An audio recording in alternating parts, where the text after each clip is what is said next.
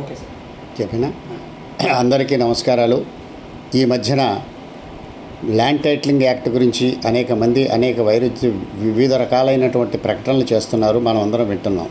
కానీ అసలు land titling act గురించి ప్రజలకి చాలా నిజాలు తెలియవలసినటువంటి అవసరం ఉంది. ఏమిటంటే ప్రధానంగా ల్యాండ్ టైటిలింగ్ యాక్ట్ అన్నది నీతి ఆయోగ్ వారు ఇచ్చిన మార్గదర్శకాల ప్రకారం అన్ని రాష్ట్ర ప్రభుత్వాలు అమలు చేసుకునే విధంగా కేంద్ర ప్రభుత్వం చెప్పినప్పటికీ ఆయా రాష్ట్రాల అవసరాన్ని బట్టి వాళ్ళ యొక్క ఉన్న అవకాశాన్ని బట్టి మాత్రమే అమలు చేసుకోవచ్చు.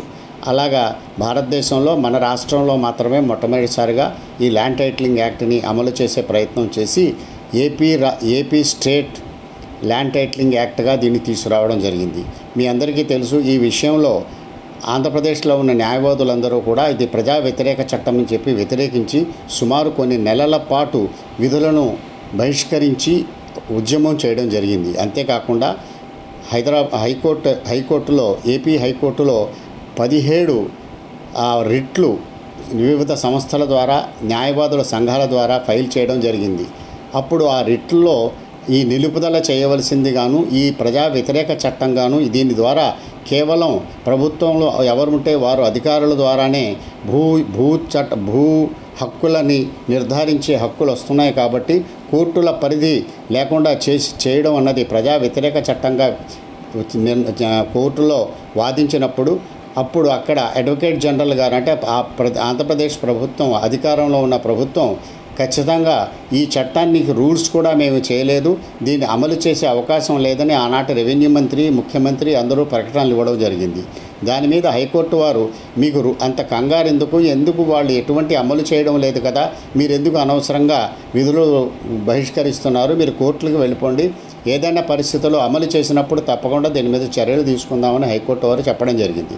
కానీ అడ్వకేట్ జనరల్ ద్వారా ప్రభుత్వం ఇచ్చినటువంటి హామీకి వ్యతిరేకంగా ఈ రోజున చాలా ఆశ్చర్యకరంగా ఈ రోజున ముఖ్యమంత్రి గారు, అలాగే రెవెన్యూ మంత్రి గారు, అలాగే అనేక నాయకులు అందరూ కూడా ల్యాండ్ టైటిలింగ్ యాక్ట్ని మేము తీసుకొచ్చాం, దీన్ని అమలు చేస్తాం, ఇది కేంద్ర ప్రభుత్వానికి సంబంధించింది, ఇది ఎట్టి పరిస్థితుల్లోనూ రద్దు చేసే అవకాశం లేదు, ఏ ప్రతిపక్షం రేపు అధికారంలో కూడా రాదు, దీన్ని రద్దు చేయమని ఖచ్చితంగా వాళ్ళు చెప్పడం అన్నది చాలా అక్రమమైనదని, ఇది చాలా దారుణమైన పరిస్థితి అని ఈ ప్రజా వ్యతిరేక చట్టాన్ని ప్రజలందరూ అర్థం చేసుకుని తప్పకుండా ఈ విధానాన్ని కనుక తీసుకువస్తే ప్రజల యొక్క ఆస్తులపై అధికార పక్షంలో ఉన్నవారు రెవెన్యూ అధికారులు మాత్రమే వాళ్ళ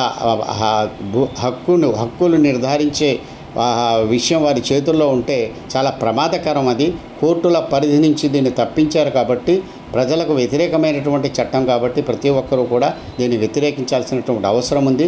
ల్యాండ్ టైటిలింగ్ యాక్ట్ అన్నది ప్రజా వ్యతిరేక చట్టం. దీన్ని మన రాష్ట్రంలోనే తీసుకురావడం జరిగింది. కొన్ని రాష్ట్రాల్లో బీజేపీ పాలిత ప్రాంతాల్లో కూడా తీసుకొచ్చినప్పటికి కూడా వారు వాటిలో మార్పులు చేసుకున్నారు, తర్వాత రద్దు చేసుకోవడం కూడా జరిగింది.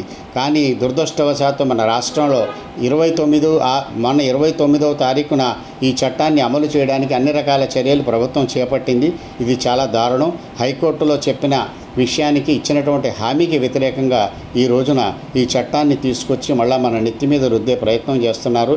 ఇదివరలో కూడా చాలా చట్టాలు ఇలాంటివి ఆస్తి పన్ను విషయంలో, ఎలక్ట్రిసిటీ విషయంలో, అనేక విషయాల్లో మనకి చట్టాలు తీసుకొచ్చి మన మీద ప్రజా వ్యతిరేక చట్టాలు మన మీద రుద్దడం జరిగింది. ఈ విషయాలు ప్రజలందరూ కూడా గమనించాల్సిన అవసరం ఉంది. ప్రత్యేకించి ల్యాండ్ టైటిలింగ్ యాక్ట్ని మనందరం వ్యతిరేకించాల్సినటువంటి అవసరం ఉంది.